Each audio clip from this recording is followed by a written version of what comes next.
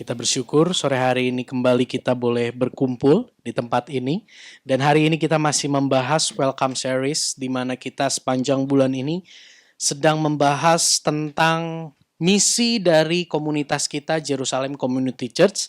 Penting untuk kita mengetahui misi di mana kita ada supaya apa? Supaya kita bisa tahu Tuhan tuh mau bawa kita kemana sih lewat komunitas ini. Tuhan mau bentuk dan mau menjadikan kita seperti apa sih lewat komunitas ini. Dan hari ini saya beri judul firman Tuhan berbalik dari berhala. Sepanjang bulan ini juga selain membahas misi dari Jerusalem Community Church, kita juga banyak mengupas dari jemaat yang ada di Tesalonika. Hari ini kembali kita akan membaca satu ayat ya dari jemaat di Tesalonika, surat Paulus untuk jemaat di Tesalonika. Di dalam 1 Tesalonika 1 ayat yang ke-9. Kita baca sama-sama ayat ini ya. 1, 2, 3. Sebab mereka sendiri bercerita tentang kami, bagaimana kamu sambut, dan bagaimana kamu berbalik dari berhala-berhala kepada Allah untuk melayani Allah yang hidup dan yang benar. Ini yang menjadi pokok pembahasan kita pada sore hari ini, khususnya yang saya kasih garis. Jemaat di Tesalonika, minggu lalu kita sudah belajar, ada dua kelompok jemaat Tesalonika. Yang kelompok pertama adalah orang Yahudi, yang satunya lagi adalah orang non-Yahudi, orang Yunani. Dan mereka, orang Yunani ini memiliki satu kepercayaan untuk menyembah dewa-dewa. Dan salah satu berita Injil, salah satu buah dari pemberitaan Injil yang Paulus sampaikan adalah apa? Hati mereka berubah. Mereka berbalik, tadinya mereka menyembah berhala, mereka tinggalkan berhala itu, lalu mereka melayani, mengabdikan diri kepada Allah yang hidup dan yang benar. Saudara, kita hari ini mau bahas tentang berhala, saudara. Ketika mungkin Bapak Ibu udah lihat judulnya ya.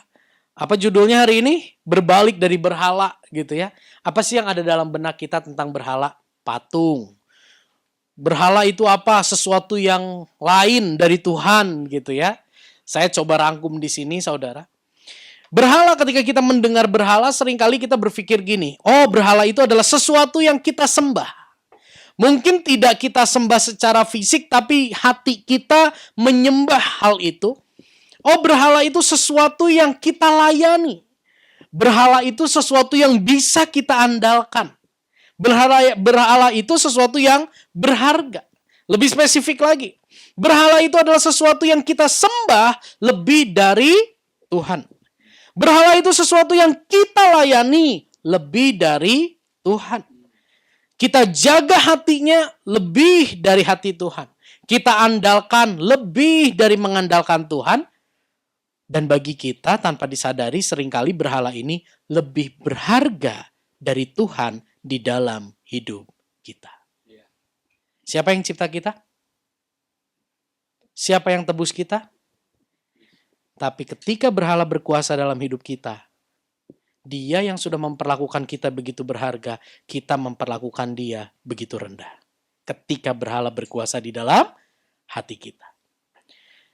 Ada 3 hal yang kita hari ini mau bahas. Yang pertama adalah, yuk kita sama-sama pahami berhala. Kita mau memahami berhala itu apa sih? Saudara, di dalam perjanjian lama di Keluaran 20 ayat 2 sampai ayat yang ketiga, ini adalah hukum pertama dari 10 hukum Taurat. Kita baca sama-sama. 1, 2, 3. Akulah Tuhan Allahmu yang membawa engkau keluar dari tanah Mesir, dari tempat perbudakan. Jangan ada padamu Allah lain di hadapanku. Saudara, satu hal yang sangat menarik dari ayat ini adalah gini. Di ayat yang kedua firman Tuhan katakan gini. Akulah Tuhan Allahmu yang sudah membawa engkau keluar dari tanah Mesir, dari tempat perbudakan. Sebelum Allah memberikan 10 hukum, Allah menyatakan terlebih dahulu identitasnya siapa. Di sini Allah menyatakan identitasnya dengan sangat tegas. Akulah Tuhan Allahmu yang membawa engkau keluar dari Mesir, yang membebaskan engkau dari tempat perbudakan. Sebetulnya Bapak Ibu, inilah pola yang Tuhan kerjakan. Tuhan kita bukanlah Tuhan yang sekedar memberi perintah. Tapi dia sebelum dia memberi perintah, dia terlebih dahulu menyatakan kasihnya bagi kita orang-orang manusia yang berdosa. Israel, kamu itu sudah aku bebaskan, kamu itu sudah aku merdekakan dari perbudakan. Nah, karena kamu sudah dimerdekakan olehku, nih, satu hukumnya apa? Jangan ada padamu Allah lain di hadapanku. Jadi sebetulnya di dalam Yesus tidak ada hukum yang diberikan tanpa diawali dengan pernyataan kasih Tuhan. Tapi seringkali kita lebih fokus sama hukum. Kita lebih fokus sama yang minggu lalu kita bahas peraturan, ancaman, janji, dan sebagainya. Karena kita anggap itu satu hal yang praktis, mudah ditangkap, tinggal dilakukan. Tapi ketika kita mau melakukan, begitu belepotan. Itulah kita. Kembali ke ayat ini. Hukum pertama dari 10 hukum Taurat adalah apa? Jangan ada padamu Allah lain di hadapanku. Allah lain di sini berbicara tentang jangan ada padamu sesuatu yang engkau lebih andalkan daripadaku. Jangan ada sesuatu yang engkau lebih layani daripadaku. Jangan ada sesuatu yang engkau lebih sayangi, yang lebih berharga di matamu dibanding aku. Karena aku yang sudah membebaskan engkau dari perbudakan Mesir. Gitulah kira-kira. Saudara, di sini saya tulis. Hukum pertama ini begitu penting, saudara. Kenapa hukum pertama ini begitu penting? Karena hukum pertama ini tolong dibantu ya, di klik. Oke, ininya nggak jalan pointernya. Oke, tolong dibantu ya. Nah, hukum pertama ini menjadi hukum yang pertama karena Allah sangat mengenal kita manusia. Karena dialah yang menciptakan kita. Kita diciptakan sebagai makhluk penyembah, saudara. Oke, terima kasih. Udah kembali normal. Saya ulangi. Hukum yang ini menjadi yang pertama. Karena apa? Karena Allah sangat mengenal kita. Karena kita ciptaannya. Dan kita diciptakan sebagai makhluk penyembah. Tuhan ciptain kita sebagai makhluk penyembah. Dan hukum yang pertama Tuhan nasihatin kita. Tuhan kasih peraturan gini. Hati-hati ya. Jangan engkau menyembah Allah lain. Jangan ada di padamu Allah lain di hadapanku. Di dalam 1 Yohanes 5 ayat 21 kita baca sama-sama 1, 2, 3. Anak-anakku waspadalah terhadap segala berhala. Jadi sangat jelas bahwa berhala ini sesuatu yang begitu mudah merasuk kehidupan kita. Karena kita diciptakan sebagai makhluk penyembah. Jadi ketika ada berhala itu, begitu mudah berhala itu masuk di dalam kehidupan kita dan menggantikan Tuhan. Saudara, kejatuhan manusia dalam dosa itu tidak menghilangkan nature menyembah dalam diri manusia.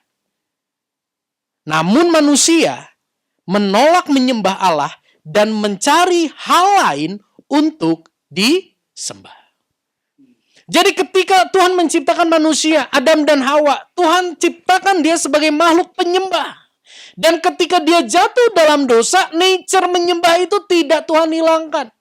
Nature menyembah itu tetap ada di dalam diri manusia. Namun celakanya adalah manusia menolak untuk menyembah Allah dan mencari hal lain untuk disembah. Itulah berhala. Nangkap sampai di sini Bapak Ibu? Cek saha sih nu kitu teh. Yeuh ayatna. Roma 1 ayat 25. Kita baca sama-sama. 1, 2, 3. Meskipun mereka tahu hal-hal yang benar tentang Allah, mereka memilih untuk percaya kepada yang salah. Daripada menyembah dan melayani Dia yang menciptakan segala sesuatu, mereka lebih memilih untuk menyembah ciptaannya, padahal hanya Dialah yang layak dipuji untuk selama-lamanya. Amin. Lihat, perhatikan yang saya kasih garis putih di situ. Ya. Daripada mereka memilih untuk percaya kepada yang salah. Daripada menyembah dan melayani Allah yang menciptakan segala sesuatu, mereka lebih memilih untuk menyembah ciptaannya.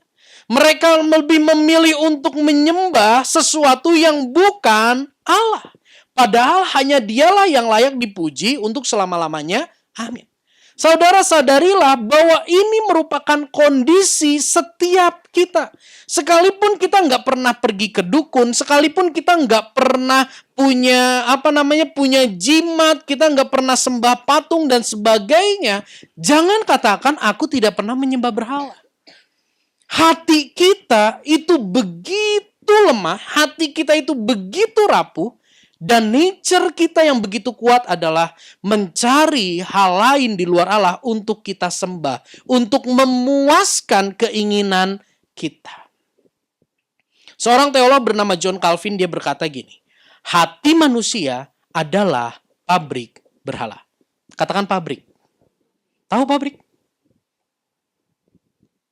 Ya. Pabrik di dalam hati kita itu ada satu pabrik. Namanya pabrik berhala, di mana kita terus berhala itu begitu menguasai, begitu memenuhi kehidupan kita. Di slide saya tuliskan, berhala adalah sesuatu, sebentar ya, oke. Ya, berhala adalah sesuatu yang menangkap hati kita.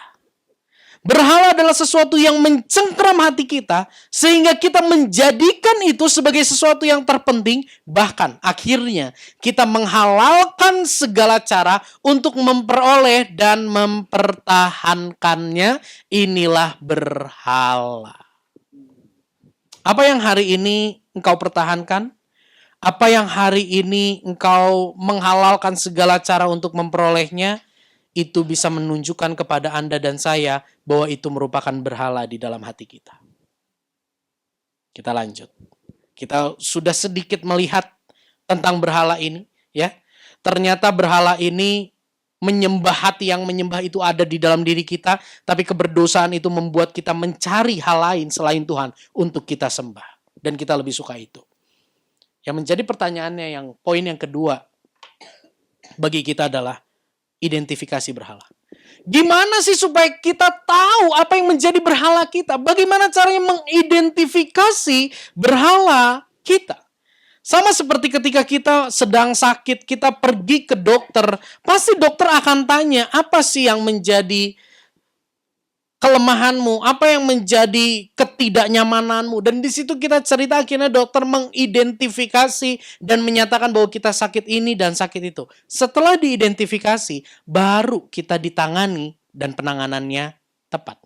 Tanpa mengidentifikasi, kita nggak tahu, saudara, bagaimana cara menangani dan menghadapi berhala, menyelesaikan berhala tersebut. Identifikasi berhala. Salah satu cara untuk kita bisa mengidentifikasi berhala adalah kita baca sama-sama 1, 2, 3. Dengan menemukan apa yang membuat kita merasa terancam, insecure, begitu emosional dan sensitif. Gimana caranya untuk kita bisa mengenali berhala yang ada di dalam diri kita? Caranya gampang. Yuk kita ingat-ingat, kita lihat diri kita. Hal apa yang bisa membuat kita insecure? Hal apa yang bisa membuat kita rasa terancam? Apa yang bisa membuat kita menjadi begitu emosional? Apa yang membuat kita begitu sensitif? Ketika hal itu ditoel, kita langsung reaktif. Ketika sesuatu yang menjadi berhala kita itu mau diambil sama orang, kita akan insecure. Kita akan emosional. Kita menjadi orang yang sangat sensitif. Renungkan sejenak. Apa yang seringkali membuat kita rasa tidak aman? Pernah saudara, ketika Anda mengalami sesuatu dan Anda merasa bahwa kok saya begitu emosional yang ngadepin hal ini? Mestinya gak usah segininya sih emosi saya. Pernah? Bersyukurlah jika Anda pernah mengalami hal itu, karena Tuhan mau tuntun Anda mengenali apa yang menjadi berhala Anda. Dan Anda mulai menyesal. Kok saya marahnya segitunya ya? Anda begitu sensitif, cepat tersinggung. Apa yang membuat Anda cepat tersinggung? Itu sangat mungkin itu menjadi berhala Anda. Saya nggak mau bicara tentang Anda, dan Anda. Saya mau bicara tentang saya, mencontohkan berhala ya. Siap Ibu Gembala? Siap Bapak Ibu? Kita lihat gambar ini. Mana? Wah, ini juga nakir error ya di tukang ya. Sedang bergumul pada David dan tim ya. Tuhan menyertai. Oke. Ada Bapak Gembala di situ? Ada? Ada ya, walaupun kameranya pecah, gambarnya pecah, ini foto tahun 2007, 2008. Ya. Ada Bapak Gembala di situ? Agak kurus ya. Yang pakai helm putih, Bapak Ibu ya. Oke. Tadi saya katakan, salah satu berhala kita adalah sesuatu yang membuat kita rasa insecure, membuat kita begitu emosional dan begitu sensitif. Bagi saya secara pribadi, ada masa di mana Persib itu membuat saya begitu mempengaruhi emosi saya. Ketika Persib mau pertandingan, saya sudah menyiapkan, saya menjadi orang yang begitu hemat, saudara, karena saya nabung untuk saya beli tiket. Selain saya begitu hemat, saya pun begitu sibuk cari tiketnya ada di mana. H-1 pertandingan atau H-2 pertandingan, saya pulang lebih lama dari biasanya. Bahkan saya ingat pernah saya pulang sekolah sampai jam 6:30 malam. Karena saya aadugan cari tiket Persib saat itu. Saya cari, saya kehujanan, saya kebasahan. Saya lakukan segala hal supaya saya bisa memperoleh tiket Persib itu. Apa yang terjadi, saudara?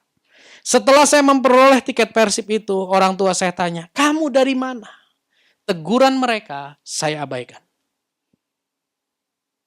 Yang penting saya sudah memperoleh tiket Persib. Besoknya sekolah, tidak lupa. Saya bongkar ruang sekolah minggu, saya cari balon warna biru dan putih. Saya kompa balon sepanjang malam, Bapak Ibu pembina mulai kebingungan apa yang sedang Yusak lakukan. Tibalah esok harinya dan tentunya of course sepanjang malam aku tidak tidur karena sudah membayangkan apa yang akan terjadi besok, begitu gegap gempita, happy sekali. Aku pergi sekolah, bawa tas begitu tipis, tapi di depan sini antara jok dengan stang itu tumpukan balon yang sangat banyak, saya geus jiga tukang kurupuk. Itu saya jalani kenapa? Karena saya mencintai Persib. Sampai di sekolah, Bapak Ibu, ada yang olok-olok saya. Apa yang saya lakukan? Saya marah. Saya tendang orang itu. Karena saya rasa kamu menghina siapa?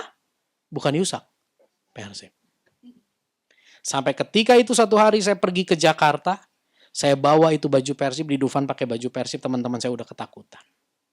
Sebegitunya. Apa yang terjadi? Ada satu momen saya berhenti nonton Persib.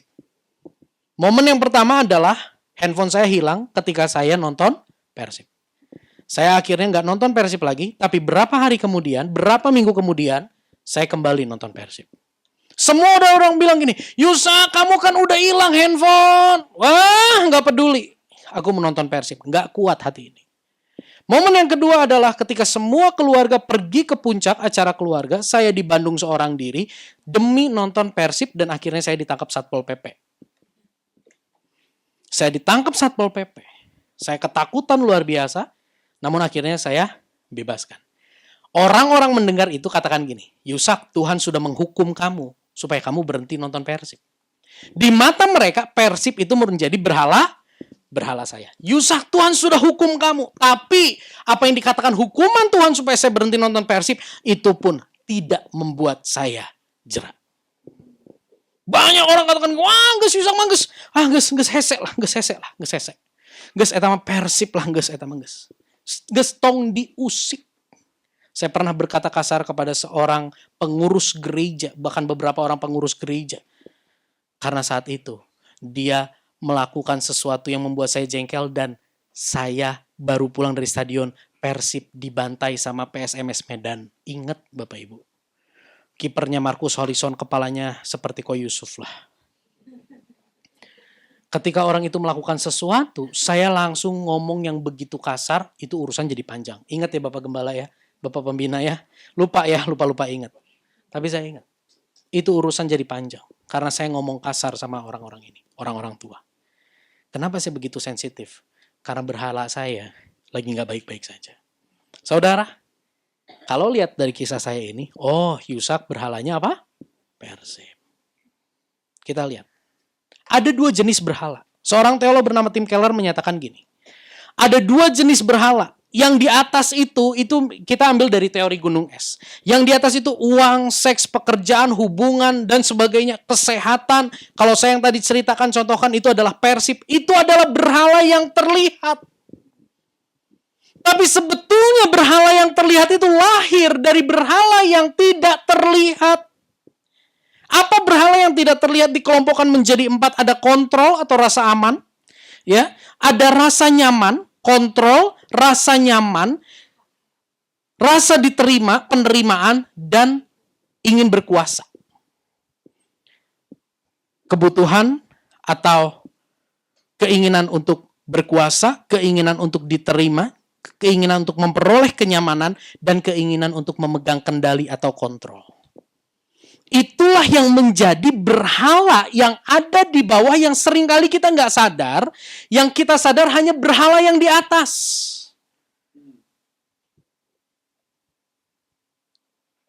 Kita akan lihat. Mari kita renungkan sejenak saudara. Apa yang hari ini kita lihat sebagai berhala kita? Apa yang hari ini kita lihat sebagai berhala kita? Apa yang hari ini membuat kita begitu sensitif, begitu cepat marah, begitu emosional, ya, mudah tersinggung? Hal apa yang membuat kita ngalamin seperti itu? Temukan 1 atau 2. Kita nggak bisa diganggu kalau apa, gitu. Oke, sudah menemukan itu? Karena kalau Anda tidak menemukan itu, kita sulit menemukan yang di bawahnya. Setelah Anda temukan itu, saya mau katakan gini. Ini loh. Saya ambil contoh saya lagi.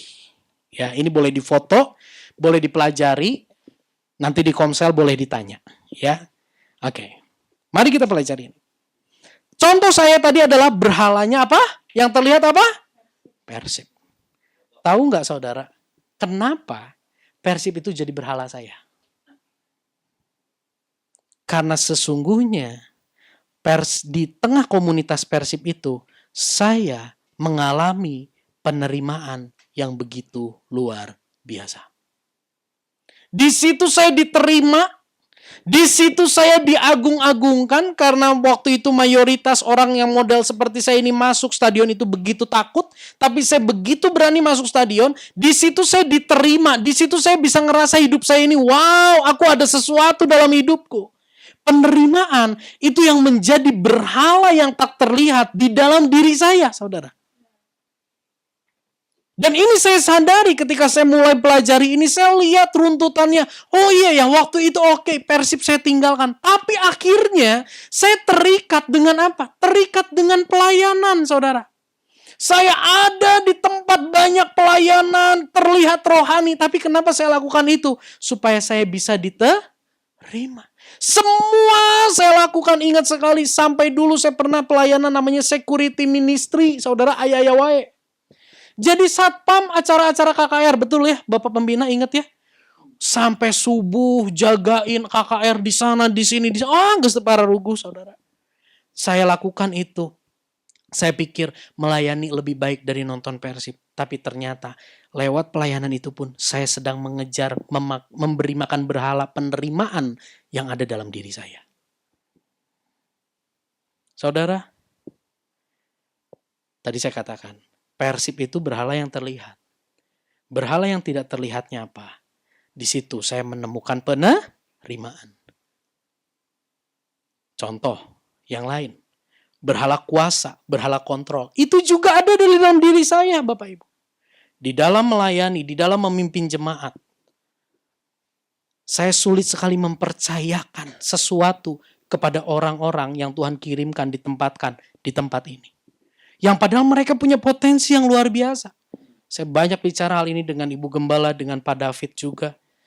Akhirnya apa yang terjadi? One man show, semuanya yusak, semuanya yusak, semuanya yusak. Ketika saya mempercayai, ini yang sering kali terjadi, yang harus saya akui. Saya mempercayakan, mendelegasikan satu tugas, tapi saya lihat, oh tidak berjalan seperti yang saya inginkan. Saya take over, saya ambil alih.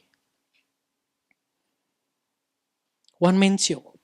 Puji Tuhan, tahun ini saya mau belajar, saudara. Saya mau belajar untuk melepas, bebas dari berhala ini. Puji Tuhan, ada core team yang Tuhan kirim, tempatkan untuk mendampingi saya. Dan saya belajar untuk mendelegasikan kepada mereka. Berhala kontrol. Berhala kenyamanan, saudara. Ini juga ada di dalam diri saya. Ketika saya pulang ke rumah, habis pelayanan atau habis dari kantor, pulang ke rumah, saudara, saya lihat di situ Geva susah makan, Geva belum mandi dan sebagainya. Saya bisa kesal, saya bisa marah. Walaupun saya tidak bentak istri saya bisa kesal. Itu bukan hal yang normal. Itu menunjukkan bahwa ada sesuatu yang terganggu dalam diri saya, itu apa? Kenyamanan saya. Ketika saya sedang mempersiapkan firman Tuhan, kayak tadi contohnya, saya lagi ngetik-ngetik, saya pengen istirahat sebentar, Geva main ke kamar, ayo pi sini pi, ayo pi sini pi, ayo pi sini pi, muncul kekesalan. Tapi saya tahu, kekesalan itu menuntun saya untuk melihat apa sih yang sebetulnya ada dalam hati saya. Oh, saya pengen nyaman. Ketika berhala kita kenyamanan, kita tuntut orang untuk mengerjakan ini dan itu supaya kita nyaman. Berhala kekuasaan itu ada. Suatu kali saya lihat uploadan salah satu karyawan, dia mengeluh. Dia mengeluh, memang dia nggak sebut nama, tapi saya tahu itu buat saya.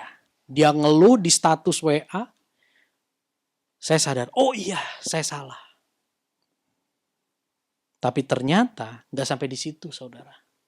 Amarah saya harus reda, perlu waktu 2 hari untuk membuat hati saya ini reda. Kenapa? Karena saya rasa gini, lu kan kerja, kok berani-beraninya kayak gitu? Gue udah minta maaf, kelakuannya kayak gitu. Lu kan, ini coachnya, lu kan kerja dan gue kan atasan lu. 2 hari saya bergumul dengan hal itu. Khotbah, saya waktu itu khotbah. Gak enak banget Bapak Ibu hati saya. Kenapa? Karena di dalam hati saya ada berhala kekuasaan.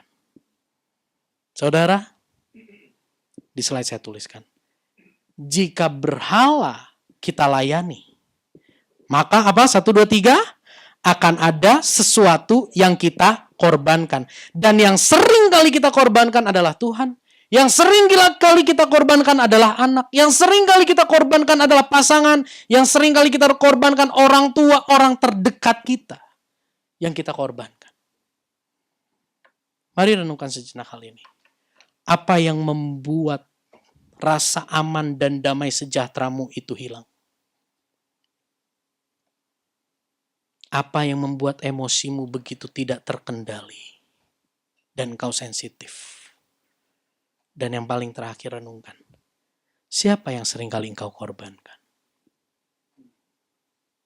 Ketika kita punya berhala penerimaan, kita punya berhala kekuasaan, di situ kita akan tuntut orang menyelesaikan apa yang kita inginkan dengan cara kita, dengan waktu yang kita tetapkan. Kita nggak peduli dengan apa yang dihadapi. Orang itu menjadi korban. Ketika kita punya satu sasaran, kita punya satu ambisi dan kita minta semua orang terdekat kita untuk mensukseskan itu berhala kita. Ambisi kita, disitulah mereka sedang kita korbankan. Suami yang harusnya engkau kasihi, malah engkau korbankan. Anak yang harusnya engkau kasihi, malah engkau korbankan untuk memuaskan berhalamu. Suami engkau korbankan untuk memuaskan berhalamu. Bahkan Tuhan engkau korbankan untuk memuaskan berhalamu. Banyak orang berdoa gini, Tuhan, tolong usahaku, berkati usahaku, aku sudah melayani Tuhan, aku sudah memberi persembahan, berkati usahaku. Itu nggak salah minta Tuhan, memohon kepada Tuhan untuk memberkati usaha kita. Tapi perenungannya gini, ketika apa yang kita doakan tidak terjadi seperti yang kita inginkan, ketika kita menjadi marah, ketika kita menjadi kecewa, kita sedang menjadikan Tuhan bukan sebagai Tuhan, tapi Tuhan sebagai alat memperlancar apa yang kita inginkan. Siapa yang seringkali kita korbankan? Saya berdoa Roh Kudus menolong kita hari ini untuk melihat berhala kita itu apa. Untuk melihat berhala yang ada di dalam kita itu apa, dan kita melihat siapa yang kita korbankan. Berdamailah. Yang paling terakhir, setelah kita mengidentifikasi berhala kita, ternyata bukan hanya yang terlihat, tapi ada yang di dalamnya yang perlu kita renungkan lebih dalam. Dan yang terakhir adalah, bagaimana kita bisa menghancurkan berhala tersebut. Saudara, ketika kita membahas tadi tentang berhala, kita punya satu kacamata gini. Ketika berhala menguasai kita, maka segala hal, kita menghalalkan segala cara untuk mencapai berhala itu, bahkan kita tidak memperdulikan lingkungan. Betul ya? Dan tidak jarang, tidak heran, muncul sampai tindakan-tindakan kriminal itu ada. Betul ya? Ada satu anak sampai membunuh neneknya karena tidak dibeliin motor. Berhalanya bukan motor. Setelah ditangkap, diselidiki, ditanya, kenapa kamu begitu pengen motor? Saya itu nggak diterima sama teman-teman saya karena saya nggak punya motor. Berhalanya apa? Penerimaan. Bukan motornya, penerimaannya. Oke, ketika berhala menguasai kita, ketika berhala menguasai seseorang, maka seseorang menghalalkan segala cara dan tidak jarang ada tindakan-tindakan kriminal. Dan lihat hal ini. Dunia melakukan pendekatan-pendekatan untuk menyelesaikan itu semua tindakan-tindakan kriminal itu. Pendekatan sosial bentuknya apa? Dengan peraturan. Lalu kalau melanggar, dikucilkan dan dijauhi, diomongin, dibully, diviralkan. Betul ya? Itu pendekatan sosial untuk menekan berhala dalam diri seseorang supaya tidak melakukan tindak kriminal. Bisa nangkap sampai di sini? Lalu ada pendekatan hukum, dibikinlah peraturan perundang-undangan, lalu kalau melanggar dibikin hukum. Ada nggak? Kalau Anda tidak melanggar, Anda dapat bonus. Ada nggak? Nggak ada. Kalau Anda melanggar, Anda dihukum. Oke? Itu pendekatan hukum. Penjara dan sebagainya, itu pendekatan hukum. Denda, itu pendekatan hukum. Ketiga, pendekatan agama. Agama juga melakukan pendekatan. Lewat apa? Peraturan, firman gitu ya, yang kita sering dengar dengan firman Tuhan gitu. Peraturan. Lalu ada janji. Nah, kalau kamu tidak melakukan, kamu ini. Dan juga ada hukuman. Kalau kamu melakukan, kamu ini. Saya tanya. Sanksi sosial bisa menghancurkan berhala seseorang nggak? Seringkali gagal. Pendekatan hukum bisa nggak menghancurkan berhala? Kalau bisa, penjara kosong. Betul? Pendekatan agama. Contoh. Firman Tuhan bilang A. Jangan lakukan A. Kalau kamu lakukan A, ada sanksi. Z. Kita tahu ada sanksi, tapi kita tetap lakukan A. Bahkan kan kita suka ngadepin orang gini ya ilah, geus dihukum ku Tuhan, geus disintrek ku Tuhan, tetep we. Betul? Ternyata pendekatan agama bisa nggak? Makanya Yesus hadir bukan bawa agama. Yesus hadir bawa kabar baik yang kita sering sebut dengan Injil. Kenapa? Karena di dalam Injil kita tidak diberi hukum, kita tidak dituntut untuk melakukan hukum, tapi di dalam Injil ada kasih dan keadilan. Nih, di sini saya tulis. Kita baca sama-sama ya. 1, 2, 3. Hanya melalui pendekatan Injil, manusia yang terbelenggu berhala itu dikasihi dan digantikan dalam menjalani apa? Penghukuman. Perhatikan, ada 2 kata di situ, dikasihi dan penghukuman. Orang yang dikuasai berhala itu harus mengalami penghukuman. Sosial menyediakan penghukuman, hukum menyediakan penghukuman, agama menyediakan penghukuman, tapi semuanya tidak bisa menahan manusia untuk lepas dari keterikatan berhala. Bisa nangkap sampai di sini? Tapi di dalam Injil, penghukuman yang seharusnya Yusak terima karena menyembah berhala itu ditanggung, diambil alih oleh Yesus, dan Yesus menjalani penghukuman yang seharusnya Yusak tanggung. Itulah keadilan dan kasih. Seringkali kita bingung, kasih dan keadilan itu nggak bisa dipadukan. Ada seorang hakim misalnya, lalu anaknya melakukan kejahatan, harus dihukum mati.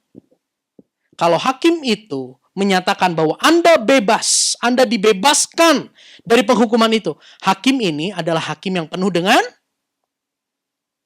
apa? Kalau anak itu dibebaskan? Penuh dengan kasih. Tapi di sisi lain, hakim ini adalah hakim yang tidak adil. Bisa nangkap? Sekarang, dijatuhi penghukuman, mati. Hakim ini adalah hakim yang adil. Tapi bagaimana dengan kasih? Dia tidak mengasihi anaknya. Sulit ya? Tapi di dalam Injil, di atas salib Kristus, keadilan dan kasih itu bersatu. Inilah jawaban untuk penyelesaian berhala kita. Di atas kayu salib dia menanggung keadilan. Dan di atas kayu salib dia menanggung karena dia mengasihi kita. Kita baca sama-sama Roma 3 ayat 25-26, 1, 2, 3. Kristus Yesus telah ditentukan Allah menjadi jalan pendamaian karena iman. Dalam darahnya, hal ini dibuatnya untuk menunjukkan keadilannya. Karena ia telah membiarkan dosa yang telah terjadi dahulu pada masa kesabarannya. Maksudnya ialah untuk menunjukkan keadilannya pada masa ini supaya nyata bahwa ia benar dan juga membenarkan orang yang percaya kepada Yesus. Wow! Inilah jawaban, inilah pola yang Injil lakukan untuk membebaskan kita dari keterikatan penyembahan berhala yang begitu kuat di dalam diri kita. Caranya apa? Dia tidak menuntut kita untuk tinggalkan semua itu, tapi sebelum kita meninggalkan semua itu, dia gantikan kita menanggung penghukuman, sehingga apa yang terjadi? Seharusnya kita menyadari, aku tidak layak dikasihi, namun aku dikasihi begitu luar biasa. Muncullah kerinduan untuk mengasihi dia lebih dari sebelumnya. Jika hati dipaksa untuk melepaskan berhala yang mengikat, tanpa ada pengganti, maka hasilnya adalah kekosongan yang menyakitkan dan kelaparan yang tak terpuaskan. Satu-satunya cara untuk melepaskan kita dari keterikatan berhala yang lama adalah dengan menggantinya dengan keterikatan yang baru. Apa yang bisa membuat kita melepaskan berhala yang lama adalah keindahan ketika kita melihat sesuatu yang jauh lebih indah dari berhala itu. Kenapa Yesus harus mati di kayu salib untuk mengampuni dosa kita? Supaya kita ditunjukkan, supaya kita bisa melihat ada sebuah sajian yang begitu indah, yang lebih indah dari berhala kita yang sebelumnya kita layani dan sembah. Hal ini pun kita lakukan, Bapak Ibu. Ini datang keluarga-keluarga nih.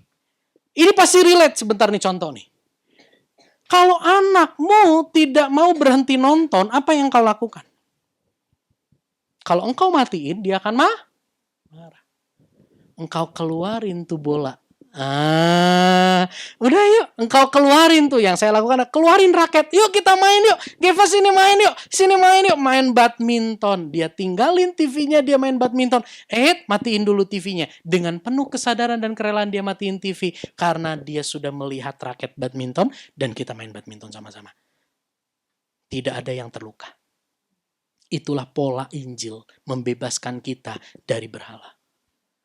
Dengan menyajikan keindahan yang lebih indah dari berhala yang kita sembah. Maka dari itu, mari kita renungkan keindahan Kristus. Saya undang pemain musik. Mari saudara, kita renungkan keindahan Kristus. Bagi dunia, apa yang Yesus lakukan adalah suatu kebodohan. Tubuh yang hancur indahnya apa? Pribadi yang berkuasa namun tidak mengerjakan kuasanya, tidak menyatakan kuasanya di atas kayu salib, indahnya apa? Kita akan lihat di sini. Kristus yang maha mulia, dia rela menjadi yang paling hina. Yesus yang maha kudus, dia rela menjadi pribadi yang paling berdosa. Yesus yang punya kuasa melebihi segala hal. Ingat bagaimana dia menciptakan bumi dengan firman. Jadilah terang. Dengan perkataan. Air yang sebelah sini. Di sini, yang ini di sini. Air di atas, air di bawah. Tanah, tumbuhkan tumbuhan. Hai Zakeus, salah, turunlah itu ya. Hai Zakeus, turunlah. Hai Lazarus, keluarlah. Bangkitlah Lazarus. Bangkit. Setan diusir, pergi. Yang terjadi seringkali kan kita yang diusir setan. Tapi yang terjadi yang Yesus lakukan dengan perkataan yang gak usah banyak ngomong. Dengan satu kata setan keluar. Maha kuasa. Dia yang maha kuasa rela menjadi tidak berdaya di atas kayu salib.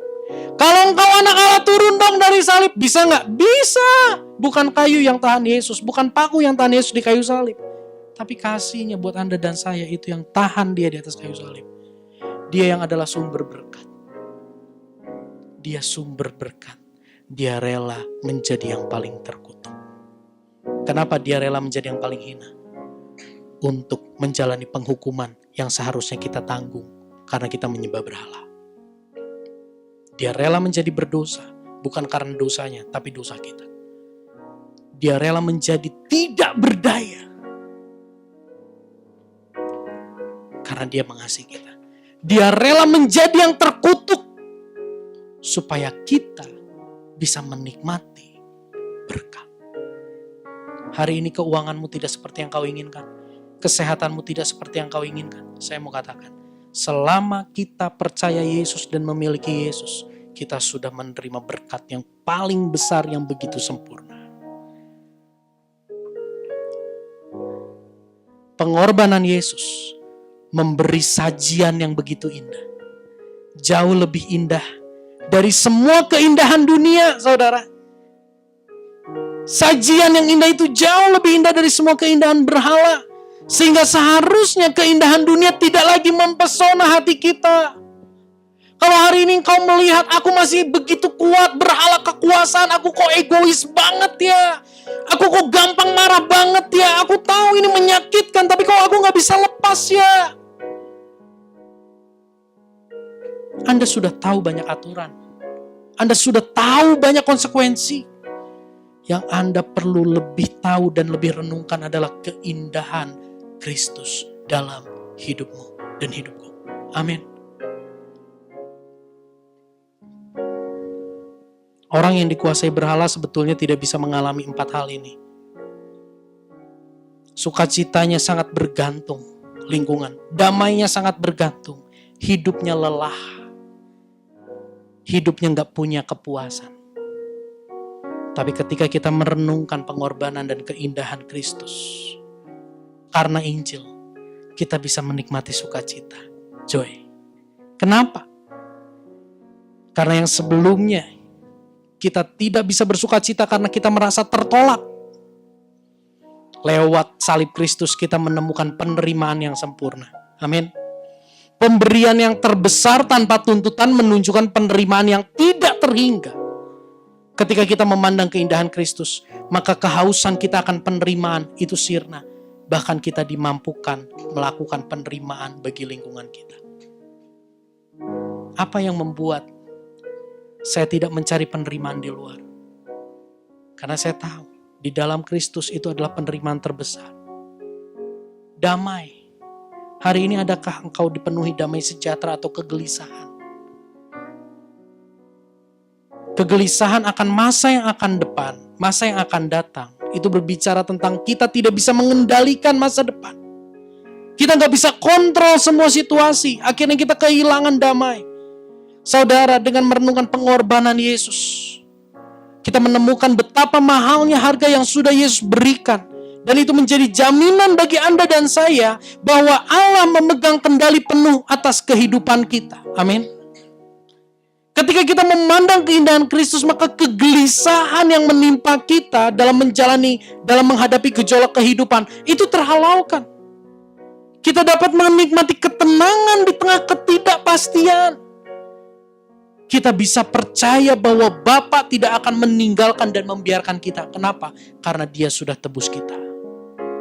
Akhirnya kita yang tadinya pengen kontrol semua, kita bisa punya tenang. Kita bisa punya damai di dalam hidup kita. Anda capek, hidupmu gak ada damai? Renungkan salib Kristus. Kita bisa punya rest, kita bisa punya tempat peristirahatan. Ketika kita menjaga performa kita supaya kita bisa terus berkuasa, dilihat sama orang berkuasa.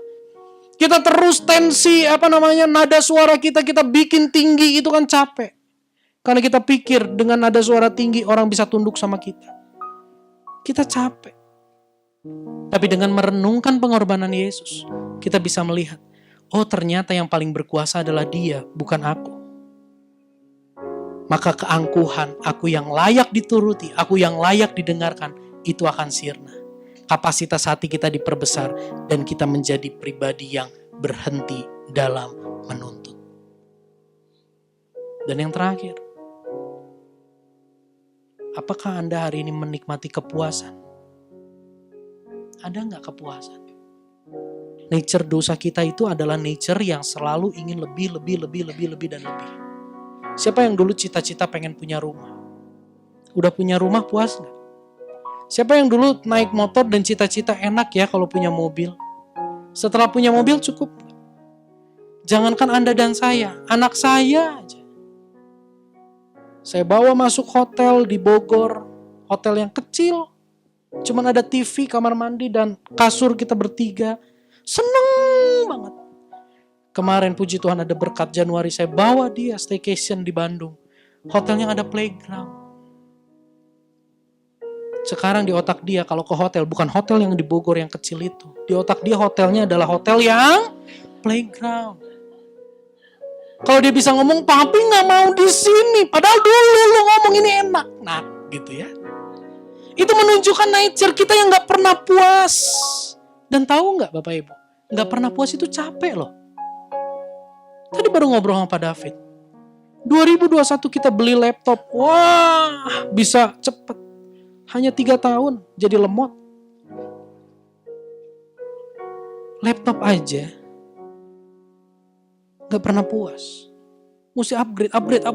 Apalagi kita manusia yang hidup. Hati kita. Makanya kita harus menemukan kepuasan di dalam Kristus. Karena Injil, kehampaan hati kita itu bisa sirna dan terisi sempurna dalam Kristus. Pengorbanan Kristus menunjukkan bahwa ada hal penting yang tidak bisa kita sadari, yang gak bisa kita penuhi, yaitu keselamatan jiwa. Namun Dia berikan itu bagi kita. Ketika kita memandang keindahan Kristus, kesadaran kita akan betapa berharganya perbuatan yang Yesus telah lakukan, itu akan mengisi kehampaan dan ketidakpuasan hati kita. Ini yang menjadi misi kita yang kedua di tempat ini.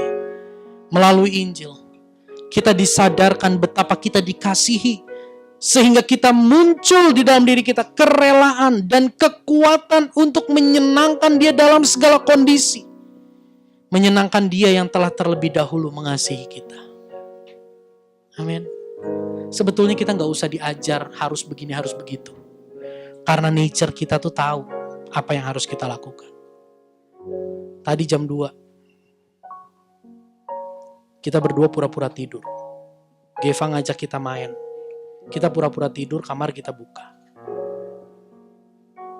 Dia keluar kamar kita. Udah Geva mau main-main lah, papi mami mau tidur. Kita buka kamar, kita lihat CCTV.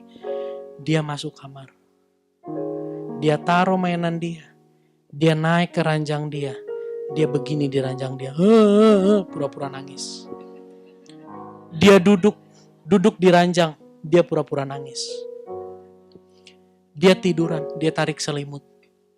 Tapi akhirnya dia bangun lagi. Di kamera itu gak kelihatan.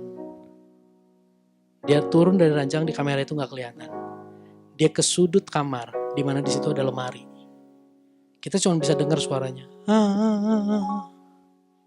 Kita antepin. Saya bilang ke istri, antepin. Kita lihat gimana dia menyelesaikan ini. Apakah dia ambil remote nonton TV dan sebagainya? Kita gak tahu. Dia keluar kamar. Tahu gak yang kita kira apa? Saya langsung bilang gini, tidur, cepet tidur. Tapi tahu gak? Dia gak berani masuk kamar kita. Dia naik sofa, dia diam. Gak nangis. Dia ambil mainan. Istri saya gak tega. Gak kencang suaranya. Kecil sekali suaranya. Tapi kita tahu dia sedang gak enak. Akhirnya apa yang terjadi? Istri saya bilang kasihan, gak enak nih. Akhirnya dia keluar.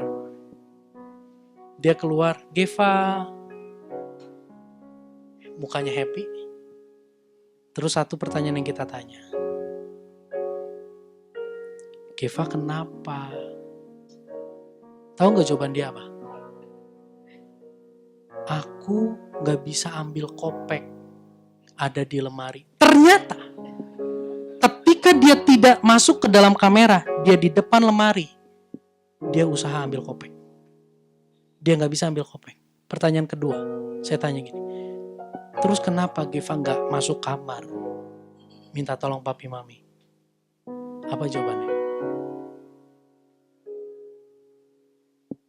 Papi mami lagi tidur. Bukan takut dimarahin. Bisa nangkap? Papi mami lagi tidur. Geva kenapa gak minta tolong? Papi mami kan lagi tidur. Saya gak pernah ajarin kalau papi mami tidur gak boleh bangunin. Gak tahu mangkong. Tapi kalaupun ngajarin paling sekali 2 kali ya. Dia gak mau masuk kamar kita dan gak mau minta tolong. Padahal itu kopek sesuatu yang dia inginkan. Dan setelah dikasih kopek dia tidur. Dia gak berani minta. Karena papi mami tidur. Apa yang saya bisa pelajari di situ? Manusia tuh punya hati nurani. Kalau dia mengasihi, dia tahu bagaimana cara dia mengasihi seharusnya.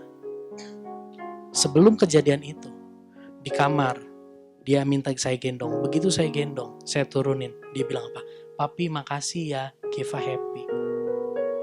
Kaget saya. Dan berapa lama kemudian kejadian itu? Di situ saya belajar. Oh, kalau orang mengasihi, dia tak akan tahu diri. Dia akan tahu apa yang harusnya dia lakukan terhadap Tuhan, terhadap sesama. Jadi ketaatan bukan jalan untuk memperoleh kasih, tapi ketaatan adalah jalan karena kita sudah menyadari bahwa kita dikasihi.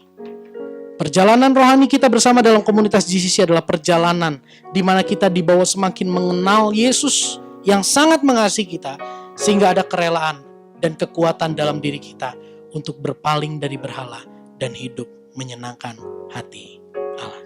Beri kemuliaan bagi Tuhan Yesus.